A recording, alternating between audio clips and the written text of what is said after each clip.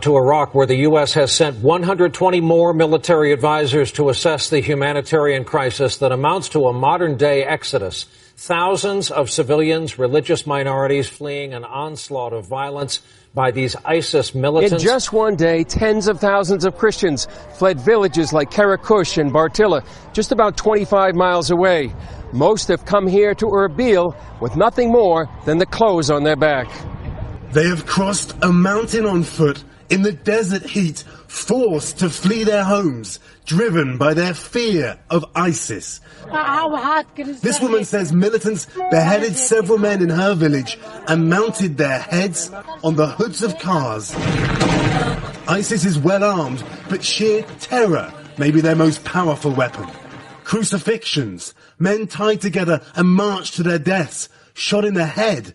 Others buried alive, according to one Iraqi minister. Atrocities documented by the militants themselves and shared with the world on social media, sending a chilling message. We take no prisoners. They take everything from the house, from the store, everything. And they take like machine, everything, because they are Christian. Just the name Christian. They hate Christian especially. We don't know why. It was leave or die. They say if anyone don't become like Muslim, we're gonna kill it. Kill it. Each one, from baby and woman, one, old man. We don't have anything here. They bombed the churches and already took our houses. We have nothing here. No money, no ID, no travel documents. These desperate civilians came racing towards the helicopter, throwing their children on board the aircraft. The crew was just trying to pull up as many people as possible. A little baby, a red-headed baby that ended up in my hands. It was chaotic. It was crazy, but we were able to then lift off with about 20 civilians. What's happening now to the Christians, to the Yazidis, to the minorities, and like in the last couple of days, mostly to the Christians, is a genocide. What's happening is what happened 200 years ago with the Jews. We brought nothing, not even clothes, just horrors, this man says as he drives off.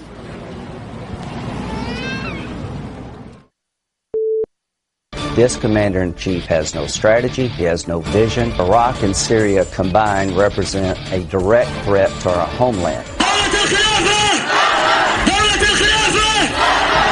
Airstrikes are not a strategy. If you're going to take these guys on, they're seen on the screen right now, you're going to have to target their command, control, and communications. You can't just let them exist. When the United States of America withdraws from leadership from the world, it creates a vacuum and bad things happen. Mr. President, if you don't adjust your strategy, these people are coming here. And Senator Lindsey Graham joins us. Good evening, sir. Thank you. Today, the president spoke from Martha's Vineyard. He said, in essence, the siege is broken, and he said the situation on the mountain has greatly improved. Americans should be very proud of our efforts. He said that it's continued to make progress, but he seems to be saying that this is a huge success. You say that the president has no strategy, no vision. Well, one, I'm proud of the efforts of our airmen and military, the special forces guys to help the people on the mountain. I'm glad that Iraq has got a new prime minister. That will be a great help, but I'm disappointed in the commander-in-chief for not addressing the threat that ISIL presents to the United States, not leveling with the American people, that the threat we face is not just in Iraq and Syria, but these people intend to attack us here at home, and he has no strategy to deal with that. That's what the intelligence community is telling me and every other member of Congress, that these people intend to hit us here. Here's what I don't get, is that even if we handle this humanitarian crisis in Iraq now, and even with Maliki there, and unless ISIS is beaten back, ISIS has so far shown only an indication to grow and get more violent. And I'm trying to figure out, like, you know, I guess he doesn't appear to have a strategy as to what to do about ISIS, but what would you do? Well, I think the reason he won't address the dilemma, what I'm saying is because it would admit that his policies have failed. What would I do? I would hit them in their command and control centers in Syria. Oliver North was right. To defeat these guys, there's no force within the Mideast that has the capability to defeat or contain ISIS without American air power. You can do anything you want in Iraq if you don't address their bases in Syria, where they have command and control and logistical support. You're only going to you're not going to solve the problem. So what I would do is I would hit them in Syria with air power, diminish their capability to attack our homeland. I would arm the Kurds. I would try to rally the Iraqi army, what's left of it in the south, and create two fronts for ISIS, one from the north with the Kurds, one from the south with the Iraqi army. And I would hit them hard in Syria. And I'd try to arm what's left of the Syrian Free Army to go after them inside of Syria. They represent a threat to our homeland. To any politician in America who disagrees with that, please come on this show and tell people where I'm wrong. Do you have any information? I realize that we're all suspicious of all these terrorist groups because we've been hit on 9/11. We know that we've been hit before. But are there any direct threats, intelligence, or anything that sort of makes you that we should be more concerned tonight? Yes. Okay. This is not the only group we should be concerned about, but yes, they have more territory now. ISIL does. They have more money. They have more equipment. They have more capability. They're the hottest act in the jihadist world. They're getting stronger by the day. Name one thing they promised to do they haven't done. When they capture a city, they tell you exactly what they're going to do, and they do it. They've also put on the list of things to do to attack us. The head of the FBI, the Director of National Intelligence, the Director of Homeland Security, the Attorney General have all said that the safe haven in Syria, now Iraq, owned by ISIS, ISIL, whatever you want to call them, is a direct threat to the homeland. Hundreds of Americans and thousands of Europeans, jihadists, are there on the ground. I fear that they're going to come back using American passports or European passports, accept the training, and come back and hit us. And the president is doing nothing to defeat or contain ISIS. This is not a humanitarian crisis we face. This is not an internal problem for Iraq. This is a threat to our homeland. And this president is ignoring what I think is strong intelligence that would justify him to act. And he's not going to be able to say down the road, nobody ever told me that they were a threat to the homeland, like he's trying to change his story about Iraq leaving troops behind. Senator, thank you, sir. Thank you. Meantime, new developments in the fight against a dangerous terror group slaughtering its way across Iraq. ISIS fighters gaining ground in the north and forcing thousands of people to leave their homes or risk death. The group conquering cities there as well as in Syria, and today reports that an Iraqi airstrike killed dozens of fighters in Mosul, which recently fell to ISIS. A lot going on in this part of the world. John Bolton, former U.S. ambassador to the UN and a Fox News contributor, joins us now. So let's bring our top stories together, because Benjamin Netanyahu mentioned ISIS in his talk about Hamas and said what we're seeing from Hamas is a pattern repeated by terrorist groups all over the world. Land grabs and murders. What stops it? Well, I think the only thing that is going to stop this growth of terrorism as states deteriorate all over the Middle East is an American involvement with a coalition of others who understand that the terrorist threat, the threat of extremist Islam, remains and is growing. And our policy the past several months has been passivity in the face of ISIS in Iraq and a whole series of other crises that we see developing too. The man that followed you at the UN penned an editorial in the Washington Post today and said there's an urgent need in Iraq right now for aid, for our money, taxpayer money, to go to Iraq and prop up the right people to fight ISIS. What do you think about that? Well, I largely agree with it. I think we should be aiding the Kurds in Iraq in their struggle against ISIS. I think we should be aiding the Sunni population of Iraq that ISIS is taking advantage of, but to help them against ISIS. I'm less interested in helping the al-Maliki government in Baghdad. I'm not sure how long al-Maliki is going to stay in power. Iran itself is looking for a successor. That's not good news. But let's be clear. ISIS is a terrorist threat. It is a real threat. And for weeks now, we have essentially done nothing. And some are saying it controls more territory and more resources than any terrorist group in the history of terror groups. And I want to ask you about how what we do in Iraq sends a ripple effect or a message to the rest of the world. And let me just mention what's happening in Russia, because Russia is really taking tensions over Ukraine up a notch. Watch this. President Vladimir Putin sending more troops to the border, ordering retaliatory sanctions against the West, and you have NATO saying they want to send more forces to retaliate if needed. So, again, let's take a big picture look at this. How we handle Iraq, how we handle these particular situations, what sort of message do they send to places like Russia? Well, I think it sends a message that the United States is uninterested and disengaged. Whatever minimal order and stability there is in the world, and there's not much, is because of the United States and its structure of alliances, our projection of our influence. And over the past several years, the fact is we have withdrawn, turned inward, we've reduced our influence, and what's happening is that chaos is spreading bit by bit by bit. And you're absolutely right. The Russians watch what we're not doing in the Middle East.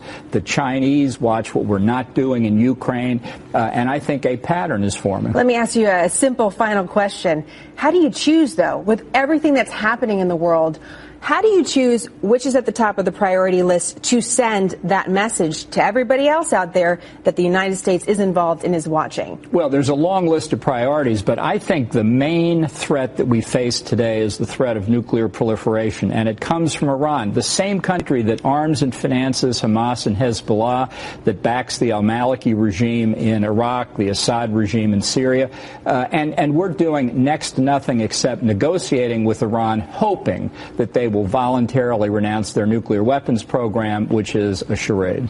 Interesting that you mention it, because here we are doing all these top headlines and you don't see Iran in it at all. So it's nice to have your perspective and a little context for what's happening, Ambassador. Thank you very much. Thank you. Great to see you.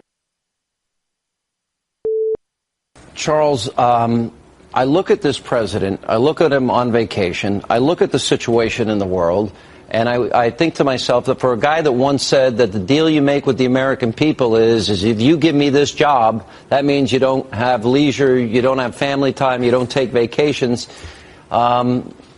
He seems very out of touch to me. How do you analyze the way he's handling a world crisis while he's on vacation golfing every day?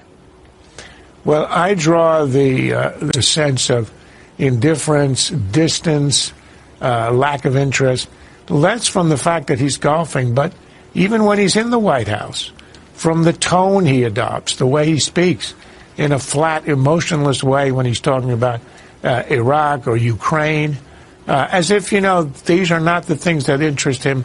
They're sort of in the way, they're annoying him, whether interrupting the golf game or just interrupting his routine at the White House or interrupting his ambitions for domestic policy. This is a man who wants the world to go away. That's what he promised. I will get us out of wars. And he had this naive expectation that if he gets us out, the world stays the same, nothing changes. He didn't have a clue that when the world's one superpower withdraws from anywhere, it creates a vacuum, and that creates chaos as the bad guys fill the vacuum. That's almost a law of nature. That's what's happened over the 5 years of his administration. And now he is reaping the whirlwind of not having understood that and not having prepared for that, and today appearing to be, almost entirely indifferent to the consequences. Do you think when he drew the red line, when he drew a red line in the sand for Syria and didn't follow up, and then, of course, he ran on and politicized the whole idea he was going to pull us all out of Iraq, even though he kind of denied it wasn't me this week. Are those two things connected in terms of the rise of ISIS? Because I believe they are. In other words, ISIS was able to grow in Syria.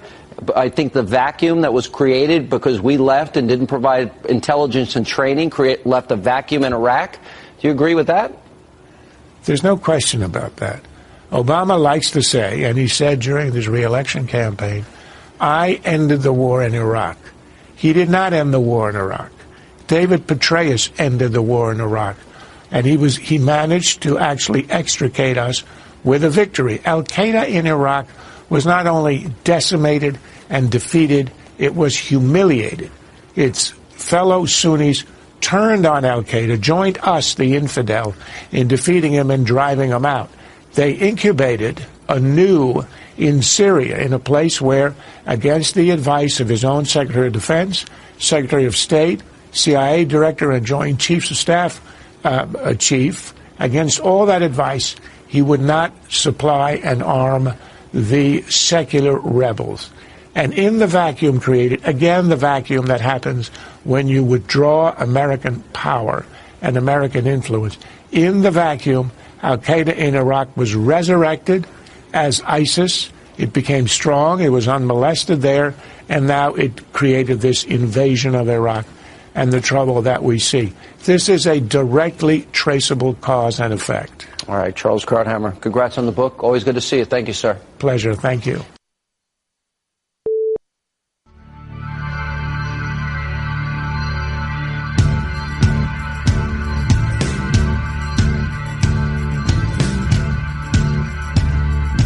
They have completely overrun and dissolved the border now between Iraq and Syria. And as you heard them say, they didn't do that with a passport. They did it with a sword and with their weapons. And what is more troubling is that anybody can cross that border now. It is really not a border between two countries anymore. It is the development of a new country that is known as IS, the Islamic State, the likes of which we really have never seen.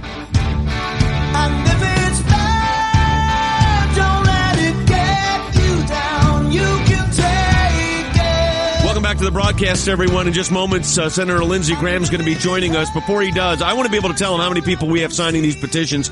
We're at 149,700 or so. We want to get to 150,000 by the next few minutes, and then well over that by the time that we conclude this petition drive in the next few days. ACLJ.org or 1-877-989-2255 for you to sign that petition. It's ACLJ.org or 877-989-2255. Let's welcome Senator Lindsey Graham. Joining us on the phone right now is a very good friend of ours, Senator Lindsey Graham from South Carolina. But as I always say, in talking about South Carolina and Lindsey Graham, he represents South Carolina great, but he does a great job for all of us, especially those of us concerned about the situation with the war on terror, or what the president doesn't want to call the war on terror. But Senator Graham, thanks for being with us today. Thank you for having me. I saw your petition. You're doing a good thing here. Thank you. Let me ask you this. I, last month, made a presentation at Oxford University in England on the situation with ISIS. There was one of the experts in the area who's pretty left of center and thinks you can negotiate just about everything. But when it came to ISIS, he said you've got to crush them. Those were his words from this guy that was very left of center on these kind of issues. Senator, you've been very outspoken on this. What is the danger we're facing with ISIS right now? The gentleman said you have to crush them. He's right. First, you got to establish what kind of threat do they present, and what's the best strategy to contain that threat. They represent a threat to the stability of the Mideast. This is a war against mankind, not just a particular religion. They represent a threat to our homeland. According to the FBI director, the director of national security, the CIA director, the attorney general, and the director of homeland security have all said that the ISIS safe haven in Syria, now Iraq, represents a direct threat to our homeland. They're not a terrorist organization. They're a terrorist army. They're emboldened. They have $2 billion of assets under their control. They have a large cache of weapons. So what you have to do is create multiple fronts against them. The key to winning a war, or any other battle, is to create more problems for your enemy than they're creating for you. So I would consider this threat from ISIS the largest and most significant threat to our homeland since 9/11. I would hit them on multiple fronts with partners. I would partner with the Iraqi new government to try to rally the army, pull the Sunni Iraqis away from ISIS inside of Iraq and hit them from the south. I would heavily arm the Kurds, who are good fighters, to hit them up north using American air power and support of both the Iraqi army and the Kurdish Peshmerga. I would hit them in Syria, because if you don't hit them in Syria, that's where their command and control exists. That's where their supply depots exist. I would try to rally what's left of the Free Syrian Army to create a ground offensive against them. I would ask my military commanders, give me a strategy to diminish and defeat these guys. If I need boots on the ground, I would consider that, but I think we can do it without boots on the ground. But I'd come up with a strategy not only to protect humanitarian needs of the Iraqi people, but to deal with the threat that they present to the homeland and to the Western world in general. Senator, you just said, and this is a theme we've been dealing with as well, this kind of clash of civilizations here, clash of worldviews, a battle against mankind. When you look at the nature of the threat, I noticed yesterday that David Cameron and the Parliament had authorized military weaponry to be sent directly to the Kurds. effective today. The French have already started that process. Let's talk about our reaction here, because it's not just, as you mentioned, there's, of course, there is, and I never want to downplay the humanitarian aspect of it and the massacre of Christians that's taking place. I mean, this group is marking Christians with a symbol of N for Nazarene, and then killing many of them, kids included, and putting women into sex slavery. I mean, it's horrendous. But when you talk about the sheer threat potential and lethality of which they control and the money, there were reports this morning, and you know, you're a judge advocate general as well in the military and the Air Force. When you look at this threat compared to where we've been with the Al-Qaedas of the world, how do you put this on the level of danger? Oh, I'd put it as the most significant threat to the homeland and to our way of life since 9/11. They've got a list of things they want to accomplish.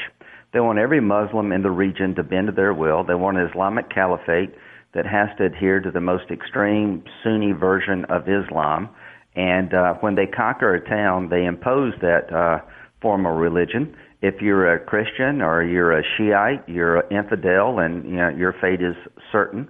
They also want to drive us, the United States, out of the region because we're an impediment to being able to accomplish their goals. As to the Christian population, they want to eradicate it by three different means: conversion, displacement, or death.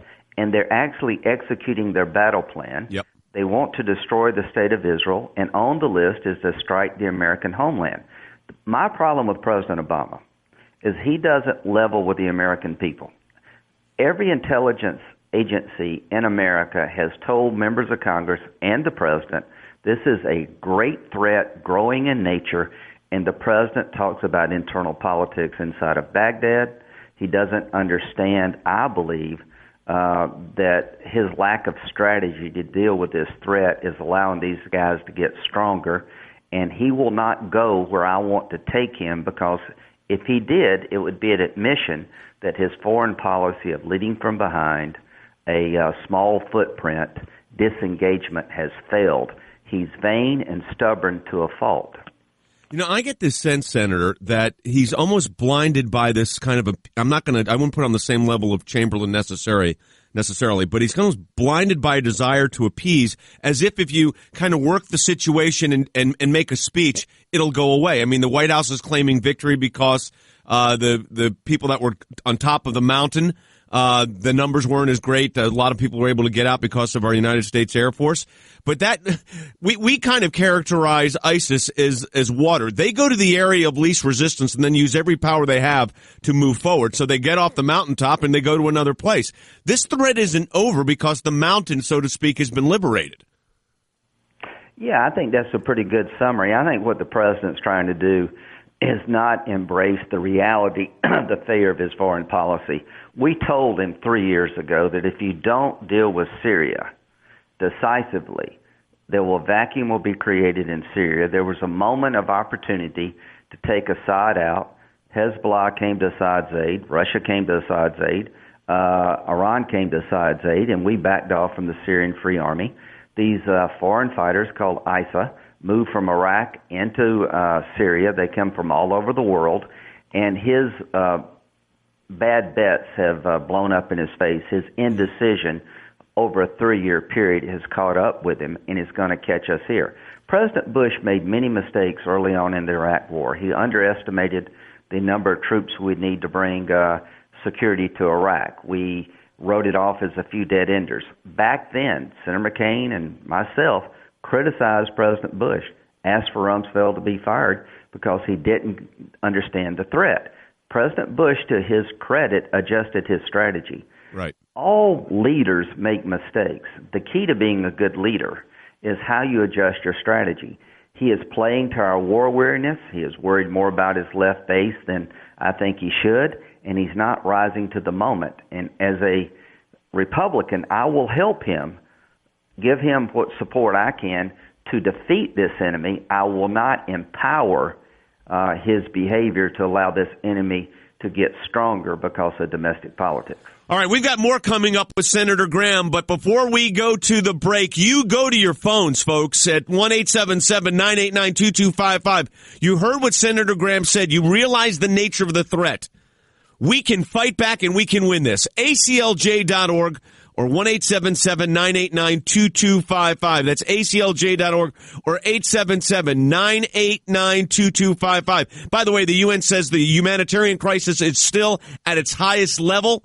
Christians are still being targeted in aggressive ways by ISIS. We said it in Oxford, England, to people from all over the world. We've got to eliminate this threat from ISIS. Help us stop the genocide of Iraqi Christians at ACLJ.org or 1-877-989-2255. I need everybody going to the phones right now. 1-877-989-2255 or ACLJ.org. Back with Senator Graham in just a moment.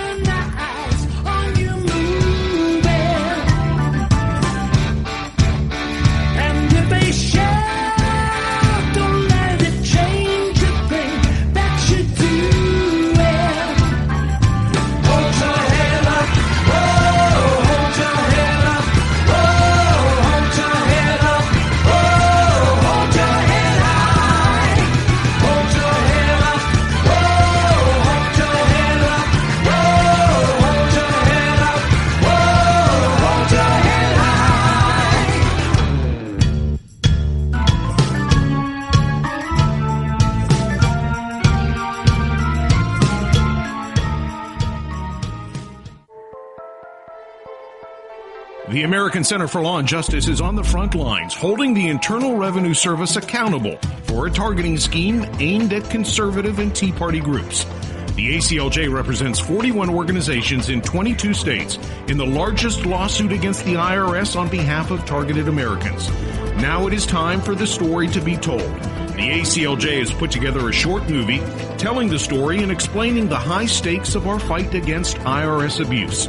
ACLJ Chief Counsel Jay Sekulow sat down with Senators Ted Cruz and Rand Paul, Dr. Ben Carson, and many national leaders to tell this critical story. You can watch this movie free of charge. Go online to download this powerful new film, Tax Invasion, at aclj.org. That's aclj.org.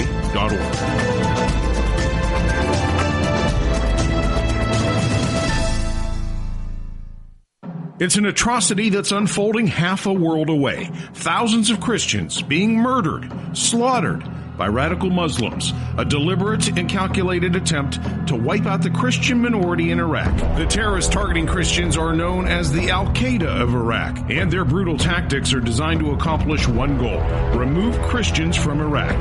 Christians there face a very disturbing ultimatum: convert to Islam, pay an exorbitant fine, or die. Those who do not comply, according to the terrorist group, will, quote, face death by the sword. This persecution of Christians must not be permitted to continue. Stand with the ACLJ and demand that the United States and other nations engage. It's imperative there must be a global outcry and global action to stop the slaughter of Iraqi Christians. Call now, 1-877-989-2255, or please add your name online, aclj.org. Welcome back to the broadcast, everyone. We're going to be joined again by Senator Lindsey Graham. Before we do, folks, if you haven't signed this petition, you heard Senator Graham talking about it, do it now. aclj.org or 877-989-2255. That's 1-877-989-2255 or aclj.org. Now back to the interview with Senator Graham. Senator, there's the second aspect of that, and I really appreciate what you're saying here, is when you make the statement that the 3 years of the policy, 4 years of policy are now catching up with us. We're hearing from people from all over the country. Our response has been record numbers of people listening to broadcasts, people responding. But they're asking for hope here. I mean, people want to know, what can we do? What can the Senate do? How do we move on this? And how do we move on this in a way that protects the interests of the United States? You're talking to a lot of people right now on this radio broadcast. What would you tell them? Because people are looking to you because you are one of the leaders, if not the top 2 or 3 leaders in the country on this issue. You've been an outspoken, direct asset, I call it, to get the truth out. What do we do here? What can the American, there's this pent-up frustration across the political spectrum of, we need hope, we need to do something. This is, it looks like people, everybody seems to be saying it's the most dangerous situation. What do we do? Well, I think the first thing we got to realize that in our constitutional democracy, there's only one commander-in-chief, not 535. So what can we do?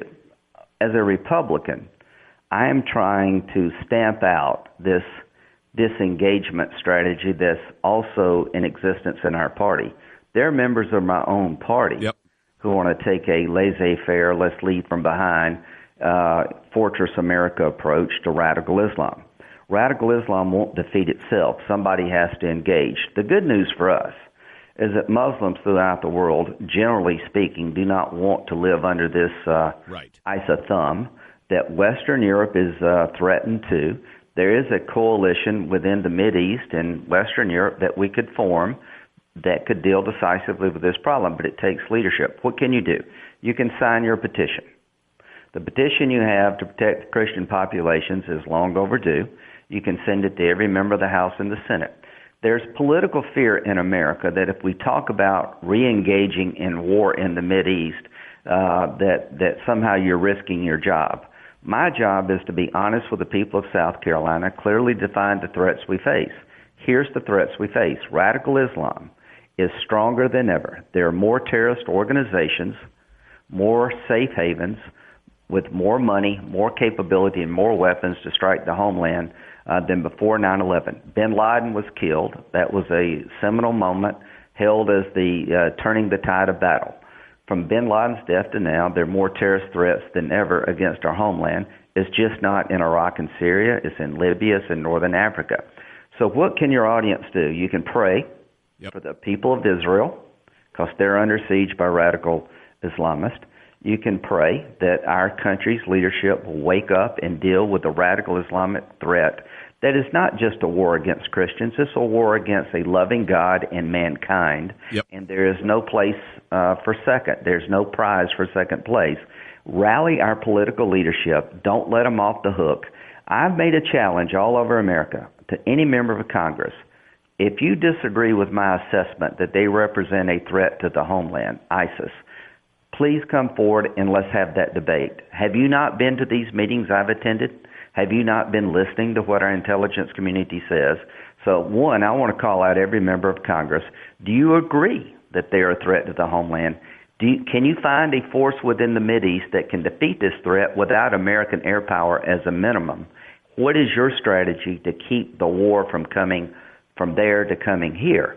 So push political leaders, particularly in the Republican Party, to get a spine and push the president to come up with a strategy to protect the populations over there that are at risk, but also to protect our homeland.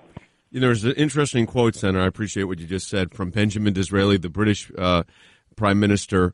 And he said in dealing with the Middle East, he called it a lifetime and lifelong occupation when you're dealing with the Levant, with the Middle East. And the sense that this is just going to go away, which you've successfully made very clear it's not, just by closing our eyes, is something that the American people need to hear. You made a statement. I want to follow up on it if I can, and this is a concern that I have. There are some, even within the Republican Party, that are taking this kind of, as you say, laissez-faire attitude, but almost to just ignore it as if it'll go away, and it's not our problem because, it's not directly impacting the United States, which I think is a really false statement considering the leader of ISIS said when he was released from prison in Iraq, said, "I'll see you in New York."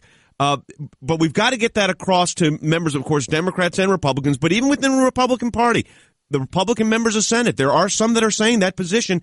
How, do we just deal with it head on? Have these our people call these senators saying we must engage here? Well, you have been one of the few voices. Remember during the dark days of when this isolationist doctrine began to dominate the Republican Party, when we had one amendment after another, turning the war into a crime. If we caught an American citizen who was collaborating with Al-Qaeda, that they had to be read their Miranda rights. They couldn't be held under the law of war. Remember how me and you and just a handful of us fought back? Right. Well, now how many people believe if you caught an American citizen coming back from Syria, the last thing I want them to hear is you have the right to remain silent. Right. They have collaborated with the enemy. They should be held under the law of war, which is legal. Right. The Supreme Court has said that an American citizen can be an enemy combatant. So the only thing I want to say is that you and your team have kept a clear-eyed view that there's a difference between fighting a war and fighting a crime. to the people in the Republican Party who don't get this, you know, libertarians are a very important part of our coalition, but I'm not a libertarian. I don't believe in Fortress America. I believe that America should shape the world. I'm a Ronald Reagan Republican who wants to take evil head on before it gets here. We need lines of defenses throughout the world. We had a chance. The surge did work. Obama blew it. We had a chance to turn Iraq into a stable place. We had that same opportunity in Afghanistan. But no, he withdrew, and he's claiming it wasn't his decision. That's a bald-faced misstatement, rewriting of history. To the Republican Party, get back to your roots of being peace through strength. Don't become Fortress America. Don't get to Obama's left. Take the fight to radical Islam before it's too late. We have a chance to elect a new president in 2016. We have a chance to elect new members of the House and the Senate. Push every member of Congress running for office to clearly define who they are in terms of national security. Senator Lindsey Graham, I can't thank you enough for being with us. I appreciate your work, and I appreciate your friendship. Thanks so much for being with us. Thank you, Jay, very much. Great. All right, everybody, we're going to be here for another half hour. If you're not getting the full hour of the broadcast, you need to go over to ACLJ.org. Sirius XM, of course, you've got a number of stations. By the way, I'm going to be on a conversation with Sean Hannity, so you're not going to want to miss that. That's coming up in the broadcast as well, so stay tuned for that. Like us and share us on Facebook, folks. We're getting close to 2 million between mine and the ACLJ. 2 million people we communicate with instantaneously. Like us on Facebook right now. But again, if you have not signed the petition to stop the genocide of Iraqi Christians, if you haven't made that stand yet, you go to ACLJ.org or 1-877-989-2255. That's ACLJ.org or 877-989-2255. It is critical that we hear from you. Again, ACLJ.org or 1-877-989-2255. And don't forget that matching challenge at ACLJ.org.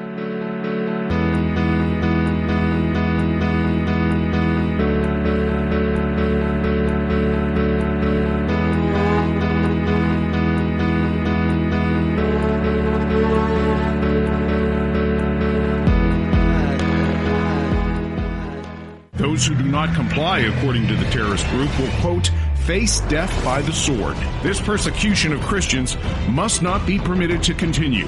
Stand with the ACLJ and demand that the United States and other nations engage. It's imperative there must be a global outcry and global action to stop the slaughter of Iraqi Christians. Call now, 1-877-989-2255, or please add your name online, aclj.org.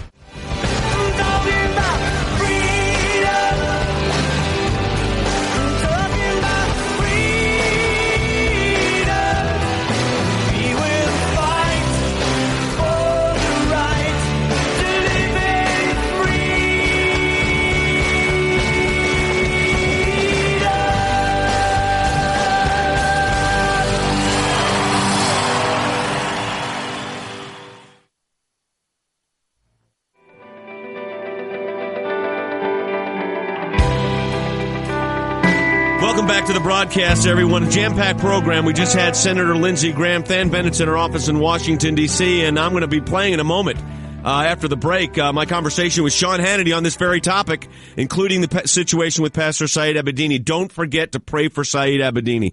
He is in a prison right now with ISIS agents.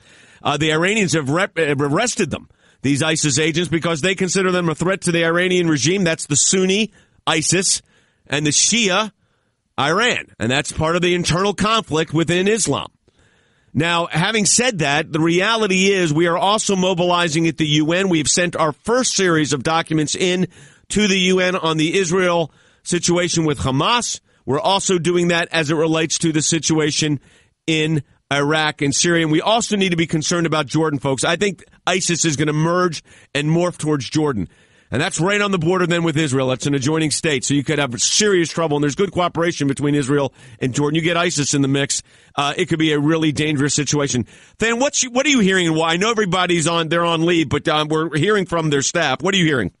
Yeah, I thought the most important part of that interview with Senator Graham really echoes what I'm hearing in Washington, D.C., and that is when he repeatedly called ISIS the greatest threat to our homeland since 9/11. And folks really need to key in on that word, homeland. You know, the stated goal of ISIS is a global caliphate, Jay. You have said it repeatedly on this program. They promised to raise the black flag of Allah over the White House. What does that mean? That means once they conquer in Iraq and Syria, they want to come after the West. They want to come after the rest of the world. So when we are asking our members to engage, yes, we are asking them to engage on behalf of Iraqi Christians. But, Jay, we are also asking them to address this threat and to help us stop this threat before it reaches the rest of the world. This disengagement strategy that Senator Graham talked about, it has to be pushed back against now.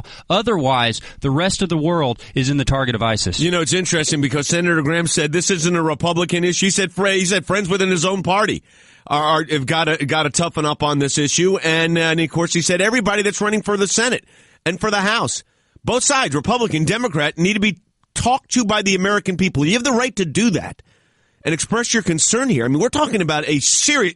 Look, folks, I was in Oxford University for 3 weeks dealing with this issue with people from all over the world. Young people in government, professors that have been studying this area of the world and this area of law and policy for 30 and 40 years. There was not unanimity on many topics. There was discussions and debates on Hamas and Israel. But I'll tell you on ISIS, there was unanimity. I'll never forget Dr. Farhang Jananpour, a well-respected expert on Iran, an Oxford tutor, who said when we got to the discussion, he said he's a guy that was urging Israel and Hamas to sit down together and work it out, which I don't think he could do that with Hamas. And I said it made that very clear. But when it came to ISIS, he said crush them. That's the nature of, you've got that kind of people that want to always try to work it out, saying crush them. They know the danger of this threat, how serious it is. But, folks, this is where you come in, and we could take direct action here. You're going to hear in just a few minutes my conversation with Sean Hannity, really talking about Pastor Saeed Abedini and others. This is a seriously dangerous situation. We need your help. ACLJ.org or 1-877-989-2255. That's ACLJ.org or 877-989-2255. There's a couple other things we need you to do here. You can link us and like us on Facebook. It is really critical. It's becoming a main vehicle for us to communicate with you is via Facebook. So I encourage you, I don't have a Facebook account, you should get one, and link and like us and share that with your friends. It makes a big difference.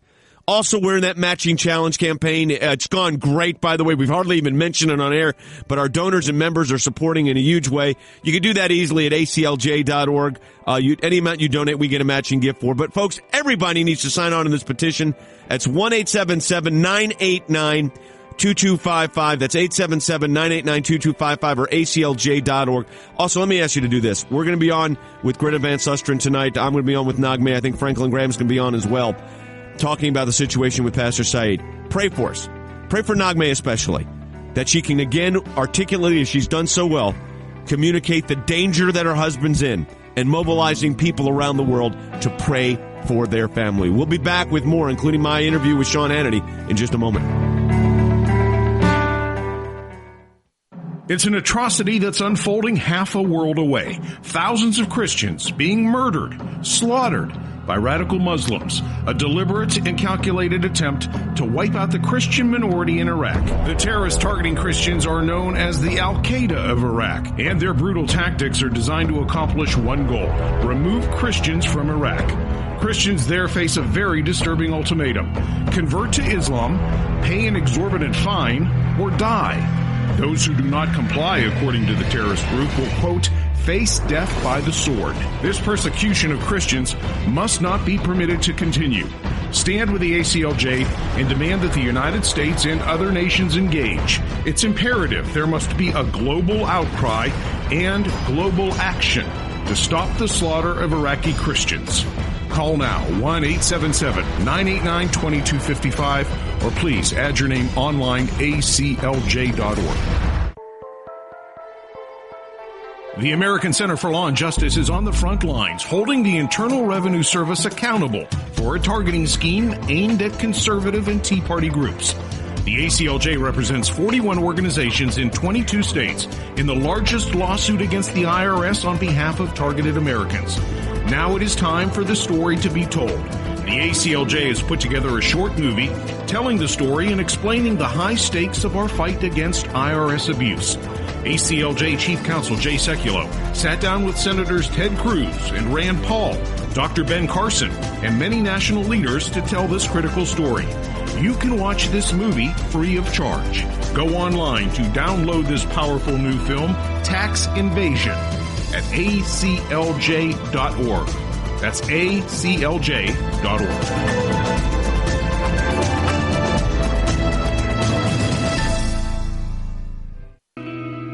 Hey everyone, welcome back to Jay Sekulow Live. Than Bennett in Washington, D.C. Listen, folks, we continue to talk about the situation in Iraq. The militant group ISIS, or the Islamic State, continues to roll through the territory. And folks, there's no other way to say this. They are exterminating Christians. They are beheading them.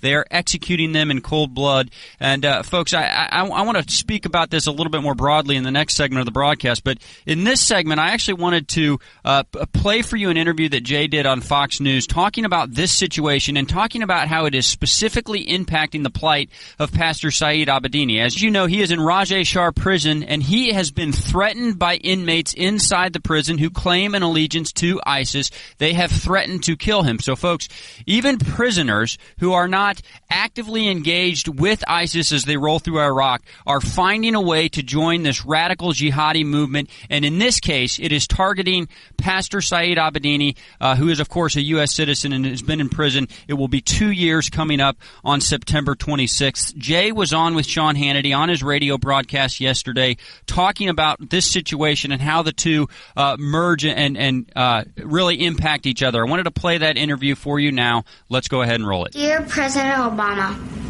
please help bring my daddy home. I miss him so much. I want my daddy to bring me to Disneyland for my birthday. I don't want to miss another birthday without him. I don't want him to miss another birthday or Christmas or Father's Day. Please help bring him home. Why does our daddy need to be in prison for loving Jesus? My heart cries because it misses Daddy, and when it's asleep, it cries, and it misses Daddy a lot, a 1,000 lot, and it doesn't stop crying, and it's crying right now. Where is it crying?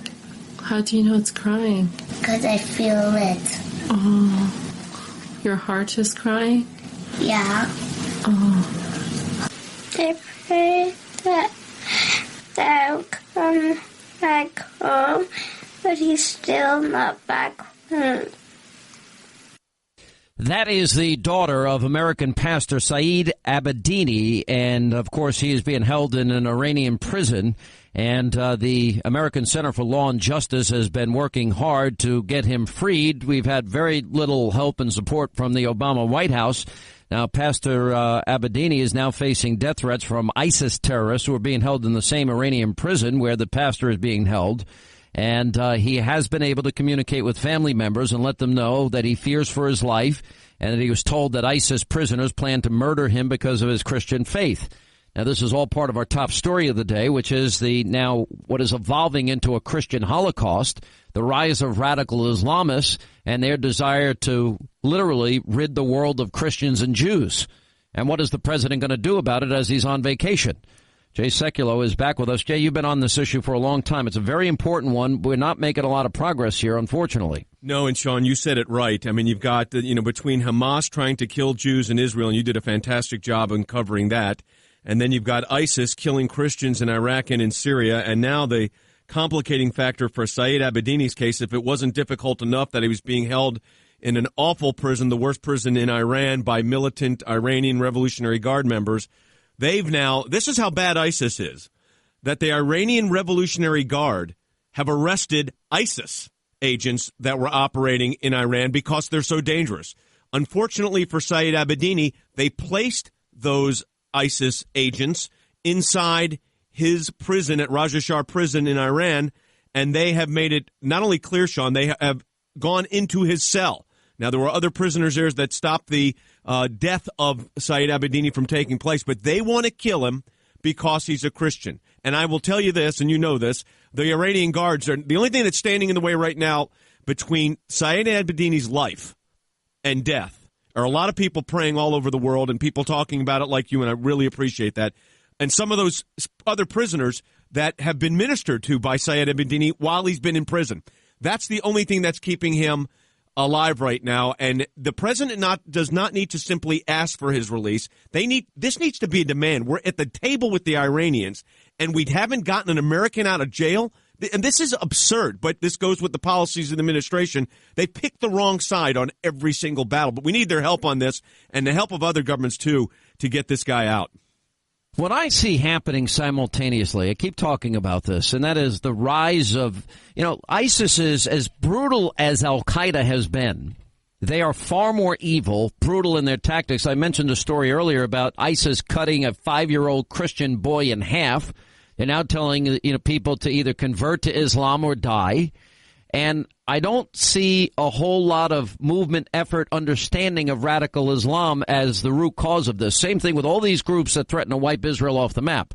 If we're talking about Hamas, Hezbollah, Islamic Jihad, the Muslim Brotherhood, Al-Qaeda, ISIS, ISIL, it's all the same thing. It's all a desire to wipe Israel off the map, and a modern-day Holocaust. We're seeing a Holocaust, if you want to use that term, in terms of Christians being slaughtered if they don't convert to Islam, and they've all been chased out of their homes. And I don't see American leadership on the move dealing with the problem, identifying the problem. The problem is radical Islamists in one shape. No, you're get it, but go ahead. No, you're absolutely right. And Sean, I was just at Oxford University where I did an entire presentation on the situation with ISIS, and the moderator of the program, who is a professor at Oxford and a very moderate guy, one of these guys, can't we get everybody to talk and work these things out? When it came to ISIS, this is what this professor from Oxford University during our debate program said. When we said, Professor Janapur, in dealing with this situation, what would you do with ISIS? His answer was, crush them. And he is a liberal, left of center, we can all work it out kind of guy. And he saw the situation. You have, Al-Qaeda carried out the deadliest attack on American soil. We've already seen that. ISIS is more brutal than Al-Qaeda. That's why they were kicked out of Al-Qaeda. They have more financial resources than Al-Qaeda, $2 billion. They control more territory and possess more firepower than Al-Qaeda ever did. And they've seized uranium in sufficient quantities to at least make radiological dirty bombs. I've been making this exact same point, for weeks now. Nobody seems to understand the severity. Look, and we've got to also talk about the history. Remember, the president draws a red line in the sand with Syria. Yep. Okay. They cross that line. They kill citizens. The president does nothing, sends a message to the world that he's weak. Then, so that increases the rise of ISIS. Now they have control of parts of Syria because the president politically, and he denied it this week, which was almost laughable, and we debunked that with his own words. The president now claims, it wasn't my decision to leave Iraq. That decision was made for me, when the exact opposite was true. That's what he campaigned on. That's what he did. All we needed to do was offer intelligence to the Iraqi forces, continue to train the Iraqi forces. Anyway, so that then opened up Iraq to be taken over, and all these cities in Iraq that we fought and bled and died for and lost 4,000 Americans in a war are falling one after another to this brutal terrorist group because of his policies. Even still, he doesn't go out and acknowledge that radical Islam is the problem. He will never say that. And why? He doesn't say why? Because here's why, Sean. Because the president had a worldview that you could go over to Egypt, make a speech in Cairo, and kind of woo the Muslim world. But it didn't work out that way. If you look at what the administration has done, they have picked the wrong side of every single fight, debate, issue in the Middle East. Consistently. He's condemning Israel for their actions, but then says that Hamas was using, not wise military tactics. Hamas was the one committing the war crimes. Never would that come out of the president's mouth. So what you've got is, and you got this guy, the head of ISIS. He leaves the Iraqi prison. You know what he tells his American captors? See you in New York. This is what they're saying. See you in New York. See you in New York. And then their spokesman said this week that they want to raise the flag of Al-Qaeda in the White House. Yeah, over the White House. And, by the way, you mentioned that what ISIS is doing, that 5-year-old boy.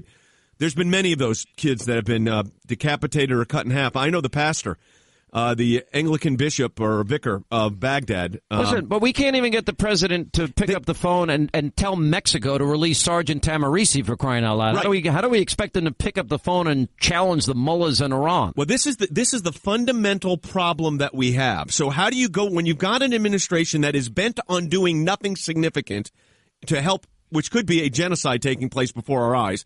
And if the administration is not willing to do anything, are we in a point where we're going to be relying on the French, the Italians, and the British? You know, it was interesting because British Prime Minister a long time ago, Benjamin Disraeli, said when he was dealing with Russia, you cannot deal with them by arbitration. They only understood force. And that's the problem here. Again, folks, that was Jay on with Sean Hannity from yesterday. Listen, if you have not yet signed the petition for Pastor Saeed Abedini's release, you can do so online at beheadproject.com. Also, while you are there, there is a list of vigils that will be occurring on September 26th, which marks the 2-year anniversary of Pastor Saeed's imprisonment. I encourage you, attend a local vigil in your area. You can find the entire list there. There will be hundreds worldwide. Again, it will be on September 26th, and you can find the entire list online at beheadproject.com. But as we go to a break today, stand with these Christians who are being exterminated by the Islamic State. Call now,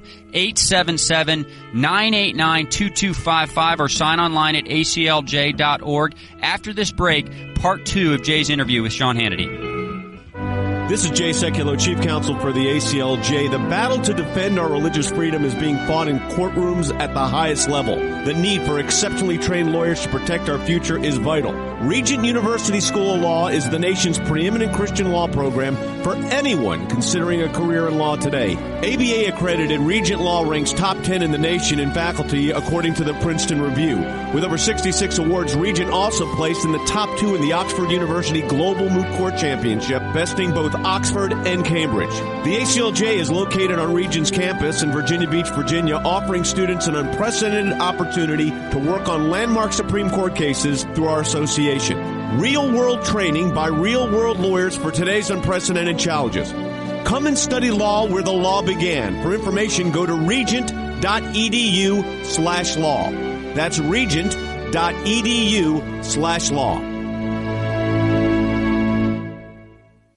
It's an atrocity that's unfolding half a world away. Thousands of Christians being murdered, slaughtered by radical Muslims. A deliberate and calculated attempt to wipe out the Christian minority in Iraq. The terrorists targeting Christians are known as the Al-Qaeda of Iraq, and their brutal tactics are designed to accomplish one goal: remove Christians from Iraq. Christians there face a very disturbing ultimatum: convert to Islam, pay an exorbitant fine, or die. Those who do not comply, according to the terrorist group, will, quote, face death by the sword. This persecution of Christians must not be permitted to continue. Stand with the ACLJ and demand that the United States and other nations engage. It's imperative there must be a global outcry and global action to stop the slaughter of Iraqi Christians. Call now, 1-877-989-2255, or please add your name online, aclj.org. Hey everyone, welcome back to the broadcast. Stan Bennett in Washington, D.C. We are going to jump right back into this interview that Jay did with Sean Hannity on his radio broadcast, talking about ISIS and also how it is impacting Pastor Saeed Abedini, how Pastor Saeed's life is in grave danger due to inmates who actually have pledged allegiance to ISIS. Again, this is Jay with Sean Hannity, part 2 of that interview. So last night, I'm watching the History Channel. And they do great work, especially on World War II and Hitler. And it was sort of towards the later years of the war as Germany was being bombarded by us and by Britain and by everybody. And listen, there was no mercy shown. But the ideology and philosophy of the Nazis, you know, tell me where this is any different than the ideology that says that they want to wipe Israel off the map, or the ideology that tells Christians convert or die. Tell me where there is a distinction or difference. I would argue that the Hitler analogy is way overused. The Holocaust analogy is way overused. But in this case, I can't think of a better analogy. And that is that these people, radical Islamists, are telling us and showing us by their deeds that that's what, in fact, what they want. Sean, you're absolutely correct. I had 200 members of my family killed in the Holocaust in Germany and Poland. So I'm addressing this from a very, in our family cemetery in New York is the name of all of these family members. Now, the difference is, right now, we could stop it. We could end this, and it wouldn't take a World War III. It wouldn't take a World War III. So in other words, this is 1937, 38. I think that's the right analogy. The machinery of the extermination is not up to its full capacity yet. ISIS is not at its anywhere near its full capacity yet. So if you do the right action now, you can stop it. Or are we going to do what basically the rest of the world did? I mean, the Neville Chamberlain approach. You know, we're going to appeasement does not work when you're dealing with radical jihadists. But here's the difference: if you're dealing with a country like Germany and a madman like Hitler, you don't have this moving obscure target. You don't have a moving obscure target like you have with modern day terrorism. It's a different battle. It's a different type of war. Now we do know where they're located. We do know the cities that they've taken over. We do know the areas where they're persecuting Christians. We do know the areas where these groups like Hamas are lobbing weapons and rockets at Israel. So it seems like there's an awful lot of intelligence that's available in terms of knowing who the enemy is, but we don't seem to ever want to act. Sean, we could root them out. And I'm not a military expert, but I work with a couple of guys that are. This was not, one of which served in Iraq. This is not a complicated military operation if it had to come to that, and it has come to that. This is something you've got to make a commitment that we're not going to. This is exactly why you're saying that. You know, I'm always careful with the Holocaust analogies too, but this is the same situation in this sense. You've got a group of people targeted for extinction because of who they are and what they believe by a group that has lethality capability that we have never seen. I mean, could you imagine the lethality if the Nazis would have had a radiological bomb capability? Well, ISIS does. ISIS, listen, what you're saying is ISIS has seized uranium in sufficient quantities to make a dirty bomb. Now, but it gets deeper than that, because I think at the heart of all of these groups, if you look at the proxy war that has been fought against Israel all these years, you got to get to the heart and soul of it has often been the proxy war fought by Iran. Iran now pursues nuclear weapons. I don't think they're capable of making a deal. Their supreme leader said just in the last week and a half, once again, that he wants to wipe Israel off the map. I don't think their ideology has shifted or changed in any way. I don't think there's been a change of heart. And, you know, as I interviewed Prime Minister Netanyahu, I don't think it's just Israel. I think Israel's just the start. Well, I think, for these radicals. I mean, the real target, and this was in your interview with Benjamin Netanyahu, and I've talked to the Prime Minister about it too, and he said it. We're the great Satan, in their view. I mean, the West is really, they're moving west when they go to Israel, but the fact of the matter is, we're the big target. But, you know, Sean, at the end of the day, and I really appreciate the coverage you've given to this, because we are witnessing a historic moment in world history right now with this ISIS threat. When I was in Oxford and got these liberal professors saying this is a group you got to crush, and the United States response is tepid at best, if you could even call it a response, and we're going to witness the decapitation and brutal murder of literally tens of thousands of Christians in Iraq, Israelis, Jews in Israel, and we're going to let this take place, and we always blame the wrong side. So this is a point in time and a point in history where we've got to assess where we are and take definitive action, because the lethality of these groups are dangerous. This is why the president made a mistake by trying to pressure Israel into going into the ceasefires. And the pressure was enormous. I mean, all the reports about the schism and the split between Bibi and the administration, that's all real. There's nothing manufactured about that. Now, but the answer would have been that we would have stood by Israel's side and we would have fought with them and defended their ability to defend themselves against 3,500 rockets being fired into their cities and tunnels that are built to sophisticated tunnels. And I was in them to to kidnap and kill Israeli students. And similarly, we could be arming the Kurds right now. We could be arming and sending military support and surveillance and intelligence to help identify the locations. I'm not saying putting boots on the ground necessarily, but I don't think pinprick, bombs being fired occasionally from a drone are going to answer the problem of the rise of radicalism. Sean, the Israelis, and the pressure was immense, and you were there and saw it, and I've represented Israel's interests before the International Criminal Court. I've been through this game before. And here's the fact. Hamas could have been wiped out on this last. They could have wiped out Hamas's real terror capability, but the pressure from the administration to stop, and this is constantly what happens with President Obama, to make the Israelis stop is if the Israelis were the bad actors. I mean, that's what's so bizarre with all of this. They get it backwards. I agree. But they could have strangled Hamas. What is it about the president, the guy that the tides were supposed to recede when he became president? What is it? Anyway, am I running out of time? I'm running out of time. I didn't realize I was being yelled at by my producer, Linda. She's giving me the evil eye. Don't let her yell at you. All right. All right, we'll talk again. Jay Sekulow, American Center for Law and Justice, thank you for being with us. Again, folks, that was Jay on with Sean Hannity on his radio broadcast from yesterday. If you have not yet signed the petition for Pastor Saeed's release, it is online at beheardproject.com. And like I mentioned in the last segment of the broadcast, I encourage you to attend a prayer vigil on September 26th for Pastor Saeed. You can find the entire list of vigils online. It is also at beheardproject.com. But folks, as we close the broadcast today, returning to this issue of ISIS, we said it in the last segment. Christians are being exterminated. I would just say to you, from the standpoint of a fellow believer, we have a biblical obligation to come to the aid of our brothers and sisters who are in need. And even more than that, folks, from a geopolitical perspective, I believe that history is going to look back on this situation. It will look at the United States, and it will find the United States in one of two places. They will find the United States either on the side of the afflicted and on the side of the persecuted, or it will find us standing by while genocide occurs. Folks, our call at the ACLJ is for this government to stand up and take an unequivocal position that we will come to the aid of those who are being slaughtered because of their religious beliefs. There are a lot of religious beliefs that are in the wake of ISIS right now, but most of them are Christians, folks. As radical terrorists attempt to gun them down, this government, the leading government of the free world, has to stand up.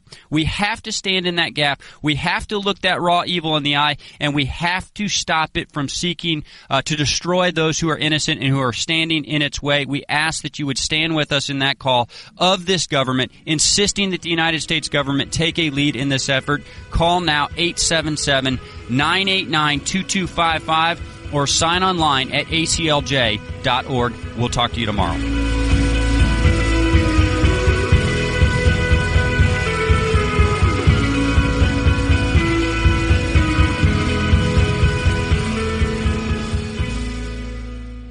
Those who do not comply, according to the terrorist group, will, quote, face death by the sword. This persecution of Christians must not be permitted to continue.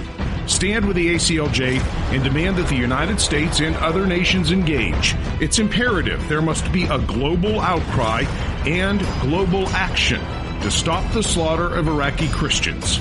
Call now 1-877-989-2255 or please add your name online, aclj.org.